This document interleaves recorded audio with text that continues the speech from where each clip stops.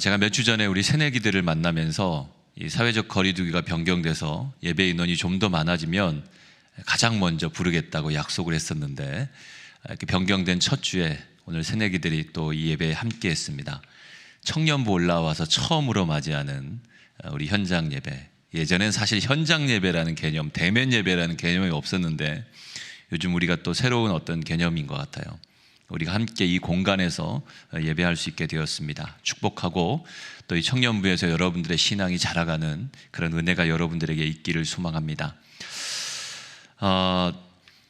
제가 예전에 애니메이션을 봤어요. 우리 둘째 아이가 이 마블 시리즈에 눈 뜨기 전에 아직 동화 같은 순수함이 있었을 때, 그때 이제 같이 봤던 애니메이션이었는데, 여러분도 혹시 기억나는지 모르겠습니다. 하늘에서 음식이 내린다면, 이게 작년에 두 번째 시리즈도 나왔다고 그래요. 제가 그건 못 봤는데 한 6년인가 7년 전에 본 영화 같습니다. 이 영화는 식량 문제를 다루고 있죠. 우리 이제 코로나 시대 참 어려운 상황이 있는데, 앞으로 우리에게 다가올 어떤 어려움들, 이런 어떤 이 전염병과 같은 그런 재앙 이후에 또 다가올 문제가 뭐냐라고 예측하면, 많은 전문가들이 예측하는 문제가 식량 문제라고 합니다. 먹을 것이 부족해지는 그런 상황들. 세계적으로도 지금 인플레이션 현상이 발생하고 있죠. 물가가 지금 높아지고 있습니다. 그 중에 가장 선두에 올라가는 것 중에 하나가 음식이에요. 곡물가가 점점 올라가고 있는 그런 상황들. 저는 요 정도만 알고 있는데, 이거에 조금 더 전문성을 가지고 있는 분은 우리 김예림 자매입니다. 식량 문제와 관련해서는 예림이에게 물어보면 많은 정보를 줄 수 있으니까 물어보시길 바랍니다. 그러니까 이 내용도 그런 식량 문제를 담고 있어요. 어떤 작은 도시가 있었는데 이름하여 꿀꺽 퐁당섬. 이 도시에 먹을 것이라고는 정어리밖에 없습니다. 그러니까 사람들이 매일같이 그 생선을 먹는다고 하면요, 얼마나 여러분 지루하고 재미없는 삶일까요? 근데 이 도시에 허당 과학자 한 사람이 있었어요. 이 사람이 어떤 기계를 하나 만드는데 물을 음식으로 바꿔주는 그런 기계를 만드는 거예요. 만들려고 하는 거예요. 예수님보다 더 대단한 것 같죠. 예수님은 가나에서 물을 포도주로 바꾸는데 물을 음식으로 바꾸는 그런 기계를 만들었다고 합니다. 이름하여서 음식 복제기를 만드는 거죠. 그런데 이 사람이 순간 실수로 이 만들었던 기계가 하늘로 날아가 버렸습니다. 하늘로 날아가 버려서 하늘에는 엄청난 수증기들이 있잖아요.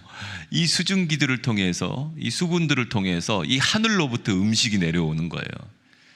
하늘에서 여러분 좋아하는 햄버거, 또 치킨, 아이스크림, 와플, 막 이런 것들이 막 하늘에서 내려와서 사람들이 너무너무 좋아해지고, 이게 이제 뉴스를 타고서 막 소문이 나니까 아주 유명한 곳이 되었죠. 그러다가 문제가 발생했습니다. 여러분, 이런 상황이라 참 좋을 것 같잖아요. 여러분 좋아하는 음식들이, 지금은 우리도 사실 좋은 시대에 살고 있죠. 여러분 주문만 하면 얼마든지 여러분들이 맛있는 음식을 드실 수 있는 그런 상황이긴 하지만, 가만히 있어도 하늘에서 막 음식이 내려와요. 치킨이 내려오고 피자가 내려오고, 여러분 정말 좋을 것 같지 않습니까? 자, 그런데 문제가 발생해서 이 기계가 문제가 생기면서 음식들이 점점 커지는 겁니다. 작은 맥도날드 정도의 햄버거였는데 갑자기 치킨버거에서 빅맥으로 가더니 이 사이즈가 집채만한 음식이 돼버리는 겁니다. 좋았던 상황이 재난 상황으로 바뀌었던 그런 이야기를 담고 있죠. 오늘 이야기를 보면 예수님께서도 그런 이야기를 하세요. 하늘에서 음식을 내려주셨다라는 그런 이야기를 하는데요. 오병이어, 여러분, 이 오병이어라는 사건이 2주 전에 우리가 했던 설교고요. 사실은 이어서 설교를 해야 되는데 조금 이따 이제 말씀 끝나고 찬양을 하는데, 이 주제와 연관된 찬양을 제가 직접 우리 교회 가수인 이재훈에게 부탁을 2주 전에 했습니다. 그래서 이 곡을, 대표적인 곡을 준비를 했기 때문에 2주 후로 미룬 겁니다. 이어서 해야 되는데, 그래서 여러분들은 2주 전에 있었던 설교, 오병이어 설교를 여러분들이 잘 기억하시면서 연결해서 여러분들이 이해하시면 훨씬 더 유익할 거라고 생각을 합니다. 오병이어 후에 사람들은요, 열광을 했습니다. 이 모여들었던 군중들, 성인만 5,000명 정도 되는 군중들이 이제 예수님을 왕으로 추대하려고 하는 그런 움직임들이 일어났습니다. 자, 그런데 예수님은 그때 어떻게 하셨다 그랬죠? 피하셨다 그랬죠. 사람들의 그런 반응을 보시고 피하셨어요. 제자들과도 함께 배를 타지 않으시고 멀리 떨어져 가다가, 그러니까 이 배를 타고 저 멀리 가는데 제자들만 그 배에 타고 있다가 배에 문제가 생기니까 예수님께서 그때 어떤 일이 일어났습니까? 우리가 읽은 본문 바로 앞에 예수님이 물 위를 막 걸어오세요. 여러분, 이 정도 되면요 엄청납니다. 예수님이 막 축사하시고 이 기도하시니까 5천 명이 먹고도 12광주리가 남을 정도의 음식이 내려왔고요.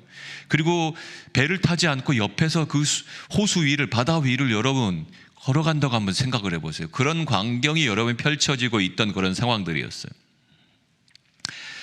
사람들이 열광을 했습니다. 그들이 이 갈릴리 디베라 바닷가에서 오병이어의 표적을 보고 난 다음에, 그걸 직접 경험한 다음에 예수님을 찾아다녔습니다. 근데 예수님과 제자들이 도대체가 보이지 않는 거예요. 그러니까 사람들이 배들을 타고 이제 디베라 바다에서, 디베라라는 곳에서 가버나움으로 갑니다. 거기 가면 예수님을 찾을 수 있을까 생각하면서 가게 되었고요. 바로 그곳에서 예수님을 만났죠. 만나자마자 예수님께 선생님, 언제 여기 오셨습니까? 찾으러 정말 정신없이 찾았는데 거기서 선생님을 만나자마자 선생님, 언제 여기 오셨습니까? 자, 여러분, 이때 이 무리들의 생각, 이 군중들의 생각은 어떤 생각이었을까요? 그들은 오병이어의 표적을 보았습니다. 여러분, 우리는 요한복음 벌써 이제 한 2달 가까이 이 말씀을 통해서 공부를 하고 있지 않습니까? 표적을 통해서 우리가 경험해야 될 것, 얻어야 될 것은 무엇이에요? 예수님을 믿음을 통해서, 하나님의 아들이신 예수님을 믿음을 통해서 영생을 얻는 거예요. 그러니 그 군중들, 많이 모여있는 그 군중들이 이 표적을 경험했다라면 예수님이 하나님의 아들이심을 믿고 그 사람들이 영생을 얻어야 되는데, 그런데 이 사람들의 문제는 무엇이었냐면 여전히 자신들의 가난, 자신들의 배고픔을 해결해주는 정치, 경제적인, 사회적인 해결사로 예수님을 바라보면서 예수님을 찾으러 왔던 것이죠. 이것을 간파하셨던 예수님께서 26절에서 이렇게 말씀하십니다. 26절 말씀 한번 제가 읽어드리겠습니다. 예수께서 대답하여 이르시되 내가 진실로 진실로 너희에게 이르노니 너희가 나를 찾는 것은 표적을 본 까닭이 아니요 떡을 먹고 배부른 까닭이다. 사람들이 왜 예수님을 찾았습니까? 표적을 보고 예수님을 믿고 그 믿음으로 인한 영생으로 인한 궁금증 때문에 온 것이 아니라 먹고 배불러졌어요. 이 말은 현실로 돌아왔는데 여러분 또다시 배고픈 거죠. 또다시 먹을 것이 없는 거죠. 굶주린 상황에 있는 거죠. 가난한 민중들이 살아가는 그 현실에 맞닥뜨리니까 다시 떠오르는 게 누굽니까? 바로 그분이었어요. 그러니까 이 배고픔을 해결하기 위해서 예수님을 찾으면 지금 이 내 배고픔을 해결해 줄 수 있겠지 라는 생각들을 가지고 예수님을 찾아갔다라는 것입니다. 배고픔을 해결하는 것은 중요한 문제입니다. 사람이 태어나서 이 배고픔을 해결하고 먹고 살아간다는 것은 대단히 중요한 문제죠. 어떻게 보면 우리가 먹기 위해서 사는 것 같기도 해요. 특히 청년들 가끔씩 이렇게 먹을 때 보면요, 진짜 먹기 위해서 사는 것 같아요. 고기도 얼마나 그렇게 많이 먹는지요. 재훈이는요, 밥 공기를요 요만큼씩 싸놓고 먹어요. 놀랐어요. 깜짝 선교제 가가지고 밥 공기를 이만큼 싸가지고 밥을 먹는데, 야, 노래하기 위해서 사는 줄 알았더니 먹기 위해서 사는구나 라는 그런 생각들을 막 느낄 정도로, 여러분, 우리가 열심히 일하고 땀 흘리는 것도 어떻게 보면 먹기 위해서 사는 것 같아요. 자, 그런데 여러분, 배고픔을 해결하는 것이 과연 사람으로서의 가치를 얻는 길일까요? 예수님의 사복음서가 주목할 정도의 이 표적을 보고서도 표적의 의미를 깨닫지 못한다라면 여러분 얼마나 불행한 사람들이겠습니까? 제가 지난 시간에 이 오병이어의 사건, 예수님께서 이 빵을 가지고 축사하셨다 그랬잖아요. 여러분, 이 축사하셨다라는 말, 이 유카리스트란 말이 자연스럽게 뭐와 연결된다 그랬죠? 성찬과 연결된다라고 했어요. 우리가 지금 사실 코로나라는 상황들 때문에 거의 1년 가까이 성찬식을 하지 못하고 있습니다. 우리 교회는. 자, 그런데 여러분, 사실은 우리 절기 때면 여러분 우리가 늘 성찬식을 해왔어요. 이 오병이어의 사건을 여러분들이 성찬과 연결을 해야 돼요. 그러니까 여러분, 오병이어라는 표적의 진정한 의미는 어떤 의미가 있냐면요, 예수님의 육신이 찢겨져서 그 찢겨진 떡과 같이 되었다는 의미를 담고 있어요. 하늘에서 음식을 내려주는 그 기계처럼 예수님께서 보리떡 5개, 물고기 2마리를 통해서 갑자기 뭔가 변화를 시켜서 하는 게 아니라, 사실은 그것을 재료로 해서 예수님께서 지금 뭐 하는 거예요? 자기 살을 내어주시는 겁니다. 자기 피를 내어주시는 거예요. 거기 몰려있는 수천 수만 명의 사람들을 향해서 자기 몸을 내어주신 사건이 바로 오병이어라는 사건인 것이죠. 사람들 가운데는 아까도 말씀드렸던 것처럼 먹을 양식을 위해서 일하는 사람이 있습니다. 27절 말씀 한번 우리 같이 읽겠습니다. 27절 말씀 함께 읽습니다. 썩을 양식을 위하여 일하지 말고 영생하도록 있는 양식을 위하여 하라. 이 양식은 인자가 너희에게 주리니 인자는 아버지 하나님께서 인치신 자니라. 아멘. 먹기 위해서 일하는 사람이 있다고 했잖아요. 그런데 예수님께서 말씀하신 사람은 먹을 양식을 위해서 일하는 사람이 아니라 영생에 이르도록 남을 양식을 얻으려 일하는 사람, 영생에 필요한 양식을 위해서 일하는 사람, 바로 예수님은 이 표적을 통해서 그러한 사람을 원하셨다라는 것입니다. 사랑하는 남부교회 청년 여러분, 열심히 공부하고 또 땀을 흘려서 여러분들 일을 합니다. 일을 해야지 먹고 살 수 있어요. 일하지 않으면, 돈을 벌지 못하면 우리가 어떻게 먹을 수 있겠습니까? 먹을 수 없는 상황들이겠죠. 그러나 여러분, 그것은 우리에게 진정한 가치 있는 일은 될 수 없어요. 우리 영혼에, 우리 인생에 진정한 가치 있는 일이 되기 위해선 여러분들이 일을 하되 이 땅에 썩어질 그런 먹는 양식을 위해서가 아니라 영생에 필요한 남는 양식, 영생에 이르도록 남을 양식을 얻기 위해서 일해야만 한다라는 것입니다. 예수님께서 자기 몸을 떼어서 거기 몰려든 수많은 가난한 민중들을 먹이셨던 사건들, 우리는 먹는 양식이라는 것이 곧 썩어지고 말 것인데, 예수님이 자신을 내어주신, 자신의 몸과 또 피를 내어주신 그 양식은 이와 다르다는 것을 잘 알고 있습니다. 영생하도록 있는 양식, 영생에 필요한 양식. 오병이어의 사건은 어떤 사건이냐면요, 예수님께서 하나님의 백성들과 새로운 언약, 그 언약을 체결하는 체결식이에요. 그 언약의 잔치, 언약의 파티에 함께 예수님과 함께 식탁이 바로 오병이어의 사건이에요.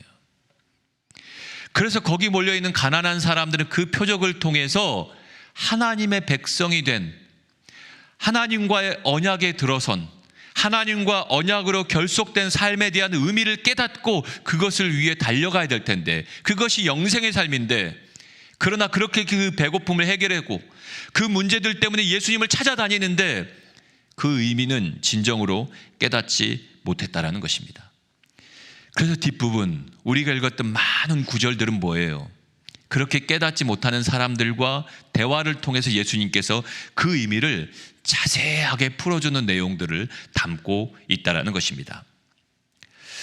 예수님은 바로 그것을 광야에서 하나님께서 내려주신 만나와 비교하죠. 이스라엘 백성들이 출애굽했습니다. 광야에 먹을 것이 없잖아요. 배고프잖아요. 그러니까 출애굽해주는 그 구원의 사건을 경험했음에도 불구하고 바로 하나님께 원망하고 불평합니다. 먹을 것이 없습니다. 배가 고픕니다. 광야에서 뭘 먹을 게 있겠어요? 자, 그런데 예수님, 하나님께서 그 이스라엘 백성들의 음성을 다 들으시고 그들의 소리를 다 들으시고 그들에게 먹을 것을 채워주십니다. 아침에 나가면 하늘로부터 뭐가 내려와요? 만나와 메추라기가 내려와요. 일용할 양식을 우리에게 제공해 주신다라는 거예요. 예수님의 오병이어의 사건은 바로 그런 사건이었어요. 그들의 조상이 출애굽 당시에 경험했던 광야에서의 만나와 같이 장차 하늘에서 내려주실 참 양식, 참 빵을 가리키는 것이었죠. 사람들은 그 신비한 빵에 관한 이야기를 듣고 그 양식에 관한 이야기를 듣고 열광적으로 반응합니다. 주여, 이 빵을, 이 밥을, 이 양식을 우리에게 항상 주소서. 우리에게 주소서가 아니라가 뭐예요? 항상 주소서. 한 번만 배고픔 해결해주고 끝나는 게 아니라 이 양식을 매일, 매 순간, 하루 세 끼 우리가 배고플 때마다 그 배고픔을 해결할 수 있도록 양식을 항상 주소서라고 예수님 앞에 간청했던 것입니다. 그러나 이 떡의 의미가 뭐라 그랬어요? 하나님과의 언약. 그 언약을 바탕으로 하는 영생의 공동체에 참여하는 것. 사람들이 이 표적을 통해서 진정으로 일어나야 될 반응은 이 양식을 더 주십시오, 배고픔 해결해 주십시오, 이것이 아니라, 그것 때문에 예수님을 따라가고 예수님을 왕으로 추대하는 것이 아니라 하나님과의 언약의 공동체가 되는 것, 하나님의 언약 백성이 되는 것, 영생의 삶을 살기로 다짐하는 공동체가 되는 것, 바로 그것이었어요. 이틀간의 수련회가 마쳤습니다. 코로나라는 상황 속에서 골방 수련회라는 타이틀을 통해서 모든 프로그램들이 온라인으로 진행이 되었죠. 집회도 했었고요. 또 여러분 나눔의 시간도 가졌었고 여러 프로그램들을 통해서 우리가 함께하는 시간들을 가졌습니다. 사랑하는 여러분, 그 속에서 여러분들이 어떤 배고픔들, 여러분 영적인 배고픔을 해결한 사람도 있을 것이고 여러분 안에 간절한 갈망함이 일어나기도 할 것입니다. 주님이 우리에게 주신 양식은 바로 이와 같은 양식이어야 돼요.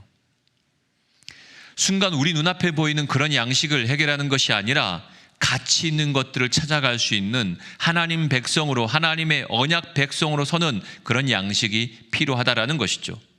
그런데 여러분, 우리가 이렇게 양식을 갈망하면서도 여전히 우리의 삶이, 우리 현실의 삶이 지금 당장 우리 눈앞에 있는 배고픔을 해결하는 것에만 여러분이 몰두해 있다라면 이것은 여러분 지금 이 상황 속에서 예수님 앞에 반응을 보였던 군중들과 다르지 않다라는 것입니다. 적어도 여러분들이 참 은혜를 경험했다라면 지금 여러분들은 내가 어떻게 하나님과의 언약에 매일까? 어떻게 하면 영생의 삶을 살아갈 수 있을까? 어떻게 하면 우리 공동체가 영생의 공동체가 될 수 있을까? 어떻게 하면 하나님의 말씀을 듣고 순종하는 공동체로 살아갈 수 있을까? 어떻게 하면 생명의 양식을 먹고 살아갈 수 있을까? 이런 고민들을 하면서 그 양식을 갈망하는 여러분들이 되셔야만 합니다. 자, 이제 이 말을 들으니까 거기 몰려든 사람들 가운데 유대인들이 격분하기 시작했습니다. 갑자기 순간 분위기가 바뀌었습니다. 예수님 말을 찬찬히 듣는데 하늘로부터의 만나? 막 이러니까 자신들이 알고 있는 전통적인 신앙에 대해서 도전하고 뭔가 지금 분위기가 심상치 않습니다. 유대인들이 격분하기 시작합니다. 또 어떤 사람들은요, 예수님을 죽이려는 그런 살기가 느껴질 정도의 그런 상황이 벌어지고 있습니다. 또 그들 안에서도 강한 논쟁이 벌어져요. 예수님의 말씀에 충격을 받아서인지 서로 수군거리는 그런 상황이 나타나고 있습니다. 자, 이런 상황 속에서 예수님께서 또 군중들 가운데 이렇게 말씀하세요. 51절 말씀 한번 우리 같이 읽겠습니다. 51절 함께 읽습니다. 나는 하늘에서 내려온 살아있는 떡이니 사람이 이 떡을 먹으면 영생하리라. 내가 줄 떡은 곧 세상의 생명을 위한 내 살이니라 하시니라. 아멘. 자신에 대해서 분명히 말씀하세요. 하늘에서 내려오는 떡이다. 하늘에서 내려온 양식이다. 사람이 이 양식을 먹으면 영생하리라. 영생 공동체가 되기 위해서, 영생의 삶을 위해서 반드시 필요한 게 뭐예요? 생명의 양식을 먹는 거예요. 하늘에서 내려온 떡을 먹어야 돼요. 하늘로부터 내려오는 그 양식을 먹어야만 하는 것입니다. 과거 한국 교회의 비전은 교인 수에 있었습니다. 교회들마다 우리 교회의 비전은 몇천 명이 되는 겁니다. 몇만 명이 되는 겁니다. 얼마의 헌신자들이 나오는 겁니다. 얼마의 선교사가 나오는 겁니다. 저도 그런 거에 막 열광했던 적이 있어요. 청년 시절부터 해서. 정말 그게 비전이라고 생각했어요. 그러나 성경을 읽다가 예수님은 한 번도 비전이 수인 적이 없어요. 예수님의 비전은 구약의 모세와 그리고 예언자들이 그리고 있는 하나님의 백성의 언약 공동체, 성경이 말하고 있는 그 이상을 실현하는 공동체, 바로 거기에 있어요. 예수님의 모든 사역은 하나님의 영에 이끌려서 하나님의 뜻을 준행하는, 하나님의 뜻에 순종하는 영생 공동체를 세우는 것이었습니다. 그래서 39절과 40절 말씀 중요한데 여러분 주목해서 이 말씀을 우리 한번 같이 읽겠습니다. 39절과 40절을 우리 새내기들 한번 읽어볼까요? 새내기의 상큼한 목소리로 39절과 40절 앞에 이거 좀 보여요? 네, 자 39절과 40절 말씀 함께 읽습니다. 시작.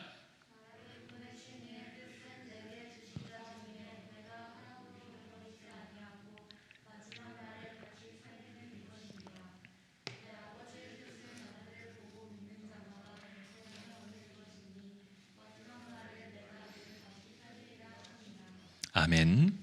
나를 보내신 이의 뜻, 내 아버지의 뜻, 바로 그것이 무엇입니까? 하나님의 뜻이 무엇인지를 예수님은 정확하게 알고 계셨고 그것을 이루기 위해 사셨습니다. 아들을 보고 믿는 자마다 영생을 얻는 것, 그것이 하나님의 뜻이에요. 그 비전이에요. 그러니까 예수님께서 원하셨던 것은, 사역의 궁극적인 목표는 얼마나 많은 사람들이 모여 있느냐. 그러면 여러분 이미 오병이어 사건으로 끝난 거 아니에요? 그 당시에 그 마을에 남자만 5,000명 되는 사람, 여성과 아이들 치면은 10,000명에서 20,000명 되는 사람이 지금 예수님 말씀 듣기 위해서 몰려들면 그 비전은 끝난 거죠. 근데 그게 비전이 아니었다라는 거예요. 예수님은 그 자리에 떠나버리셨어요. 피하셨어요. 그렇게 많은 사람들이 몰려서 오늘로 치면 몇십만 명, 엄청나게 세계에서 가장 큰 교회의 지도자가 되는 것 아니었다라는 거예요. 예수님이 원하신 건 한 가지예요. 아버지의 뜻을 이루는 것. 그 아버지의 뜻은 이것인데, 아들을 보고 믿는 자마다 영생을 얻는 것. 그 표적을 보면서, 그 표적을 기억하면서, 이분이 하나님의 아들 예수시구나. 그분을 믿자. 그분을 믿는 믿음을 통해서 영생의 삶을 살아가자. 매일처럼 하늘로부터 내려온 그분의 살과 피를 먹고 마시면서 영생의 삶을 살아가자. 하나님의 말씀, 하나님의 율법을 철저하게 순종하며 살아가는 그런 공동체를 이루어내자. 이것이 아버지의 뜻이었어요. 그것이 예수님의 비전이었다라는 것입니다. 그러면서 이렇게 말씀하세요. 내게 주신 자 중에 내가 하나도 잃어버리지 아니하고 마지막 날에 다시 살리겠다. 우리가 하나님 아버지께로 가야 되는데 아무도 갈 수 없습니다. 주님께서 우리를 마지막 날에 살려주셔야 돼요. 그런데 그렇게 살 수 있는 사람은 여러분 분명합니다. 영생의 양식, 생명의 양식을 먹는 사람만이 살 수 있습니다. 예수님께서 이 공동체를 세우기 위해서 자기의 살과 자기의 피를 내어주셨는데, 바로 영생하는 사람들에게 필요한 이 양식을 매일 먹고 마시는 사람들만이 살 수 있다라고 얘기하셨고요. 예수님은 바로 그것이 인자가 주는 선물이라고 말씀하셨습니다. 제가 존경하는 김혜곤 교수님, 이 구약학자인 김혜곤 교수님은 이렇게 말씀하셨어요. 요한복음이 말한 영생은 영원히 존속될 만한 가치가 있는 사회적인 삶이다. 정치적, 사회적, 생태적인 삶이다. 여기 종교적 삶이란 말이 없어요. 요한복음이 말하고 있는 영생은 열심히 교회 다니고 헌신하고 직분을 갖는 삶, 이런 게 아니라는 거예요. 여기서 말하는 중요한 것은 무엇입니까? 우리가 살아가는 정치, 사회, 경제, 문화, 생태 모든 면에 있어서 하나님의 말씀, 하나님의 뜻을 순종하며 지켜낼 수 있는 그런 삶을 살아가는 것, 이것이 바로 영생이라는 거예요. 그런 영생의 삶을 살아가는 사람들은요, 사회적인 문제들에 관심이 많습니다. 우리 사회에 누가 소외당하고 있는지, 누가 아픔 속에 있는지, 누가 가난한 처지에 있는지, 그들의 문제를 외면하는 사람들이 아니라 어떻게 하면 그들의 배고픔을 해결해 줄 수 있을까, 그들의 아픔을 해결해 줄까, 그들의 병듦을 치유할 수 있을까라는 문제를 고민하면서 달려드는 사람들이 영생의 삶을 살아가는 사람들이에요. 영생의 삶을 살아가는 사람은요, 환경의 문제에 관심이 많습니다. 계속되는 이 환경의 문제들로 인해서 우리가 많은 재앙들을 경험하지 않습니까? 하나님께서 만드신 이 자연의 질서로 되돌리는 그 일들을 위해서 헌신하는 사람들이 되는 것이죠. 정치적인 문제들에 관심이 많아요.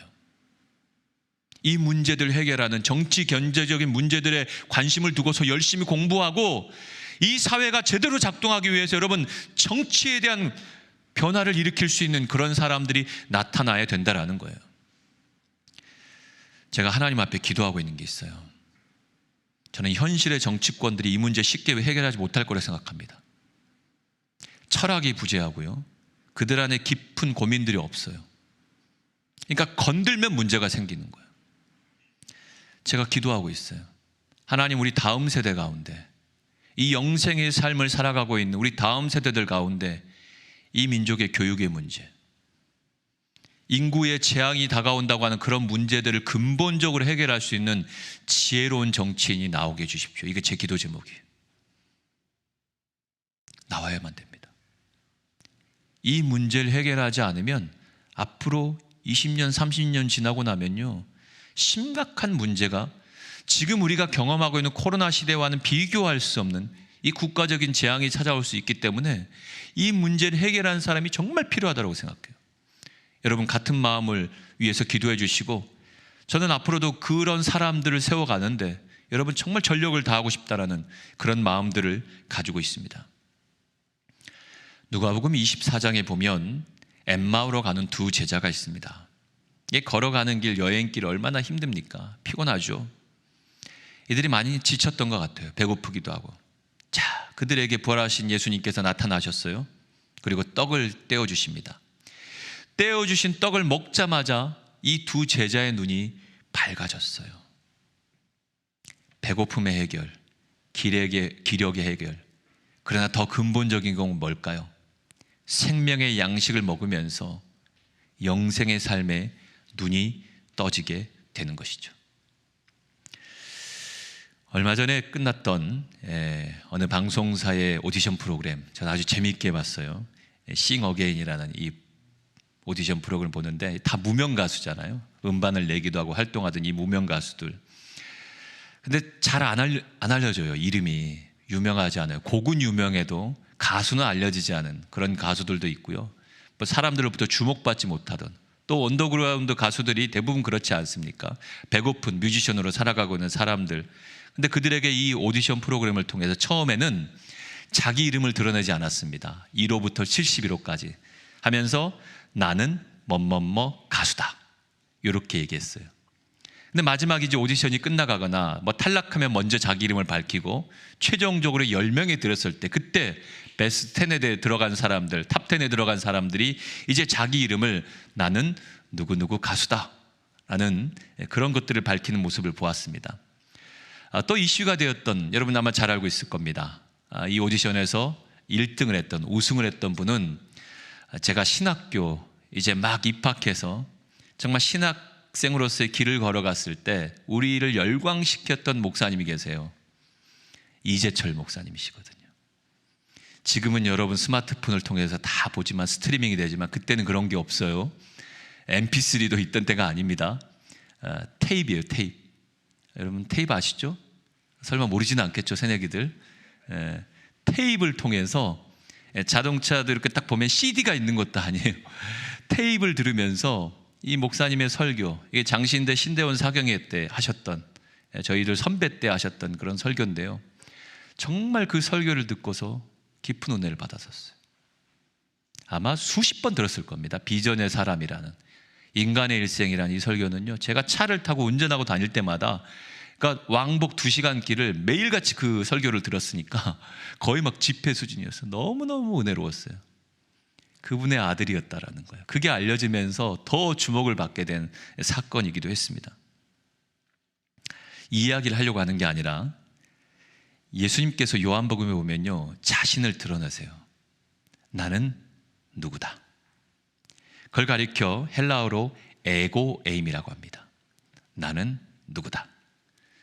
어제 우리 성경 퀴즈대회 우승을 했던 현섭이, 목사님의 아들이죠. 어제 이거 잘 썼어요? 7가지? 아이고, 이거 하나밖에 없었구나. 생각해 봐야 되는 거 아니야, 이거?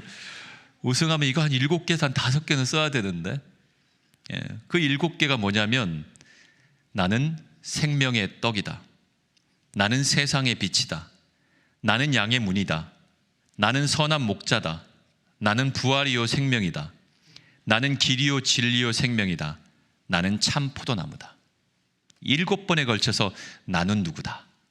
자, 이 말씀을 하신 건 뭐냐면요, 예수님이 나는 누구다라는 밝힘을 통해서 하나님께서 하나님의 백성을 어떻게 다루시는가, 일용할 양식을, 먹을 양식을 공급해주는 생명의 떡으로, 어둠 가운데, 캄캄한 가운데 아무것도 보지 못하는 사람들에게 볼 수 있도록 빛을 비추어지는 존재로, 양들이 출입할 수 있는 그 양의 문으로, 양들이 보호받을 수 있는, 따라갈 수 있는, 생명의 길로 갈 수 있는 선한 목자로, 죽은 사람들을 살리는 부활이요 생명이로, 어디로 갈지 모르는 사람들에게 필요한 길이요 진리요 생명으로, 하나님과 끈끈하게 결속되어서 생명을 공급하고 풍성한 열매를 맺고 살아갈 수 있는 참 포도나무로 하나님께서 하나님의 백성들을 다루신다라는 것들을 이야기하시면서 나는 누구다라는 것을 소개하는 거예요. 그리고 그 첫 번째가 바로 이 오병이어의 사건 이후에 예수님께서 나는 생명의 떡이다, 하늘에서 내려온 떡이다 라고 말씀을 하셨다라는 거예요.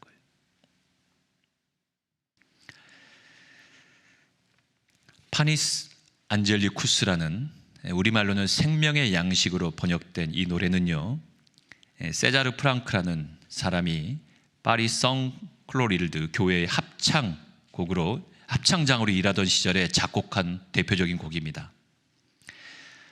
프랑크는 아마추어 합창단이 매주 예배 때마다 부를 노래를 작곡했고, 1859년에는 소프라노, 테너, 베이스를 위한 미사곡까지 작곡하기 이릅니다. 1861년 성 클로딜드 교회에서 이루어졌지만 큰 성공을 거두지는 못했습니다. 그로부터 11년이 지난 1872년 프랑크가 파리 음악원의 오르간 교수로 임명되면서 이곳에서 자신의 만족스럽지 못한 미사곡에 붙일 파니스 안젤리쿠스를 작곡합니다. 그리고 이 곡이 프랑크의 가장 대표적인 선율 가운데 하나로 지금까지도 전해지고 있습니다. 저는 노래를 잘 못해요. 그런데 진짜 제가 만약 성악을 배웠다라면 꼭 한번 불러보고 싶은 노래가 있다라면 이 노래예요. 파니스 안젤리쿠스 생명의 양식이란 이 노래입니다. 이 노래의 가사는 성 토마스 아퀴나스가 성체 축일을 위해 쓴 찬미가 우리의 신성한 축일의 일부를 담고 있습니다. 아퀴나스의 찬미가는 7이 언어로 구성된 운문으로 빵과 포도주가 그리스도의 몸과 피로 변한다는 내용을 담고 있습니다. 그 중에 6번째 연에 천사들의 빵, 이게 파니스 안젤리쿠스가 천사들의 빵이란 말이거든요. 가난하고 비천한 인간, 힘들고 어렵게 살아가는 민중들, 그들의 빵이 만들어졌다는 내용, 바로 이 부분이 프랑크의 생명의 양식의 가사입니다. 파니스 안젤리쿠스, 생명, 천사, 하늘, 생명의 양식. 가난한 자, 노예, 그리고 비천한 자. 여러분, 지금 우리는 그 문제에 관심을 가져야 돼요. 이 시대 속에서 굶주리고 가난한 처지에 놓이고 힘겹게 살아가고 있는 사람들, 그들에게 단지 먹을 것을 해결해 주는 그것도 중요합니다. 그 문제도 여러분 힘을 쓰셔야 되지만 보다 더 가치 있는 생명의 양식, 영혼의 양식, 영생의 양식, 하늘로부터 내려온 그 떡을 먹이는 일에, 함께 먹는 일에 여러분들이 힘을 써야만 하는 것이죠. 기도하고 우리 재훈이가 이 찬양을 통해서 하나님 앞에 영광 돌릴 때 여러분들은 준비하신 예물 하나님께 드리실 수 있기를 바랍니다. 하나님, 우리에게 생명의 양식을 먹여주옵소서. 사랑하는 남부교회 청년들에게 하늘로부터 내려온 떡을 먹고 영생의 삶을 살아갈 수 있는 길이 열리는 귀하고 복된 시간 되게 하여 주옵소서. 생명의 양식을, 하늘의 만나를 마음이 빈 낮고 천한 우리들에게 내려주셔서 우리의 삶에 진정한 힘, 가치 있는 일들이 열려지고 하나님 나라를 위해서 달려가는 우리의 모두 삶이 될 수 있도록 함께하여 주옵소서. 예수 그리스도 이름으로 기도합나이다. 아멘.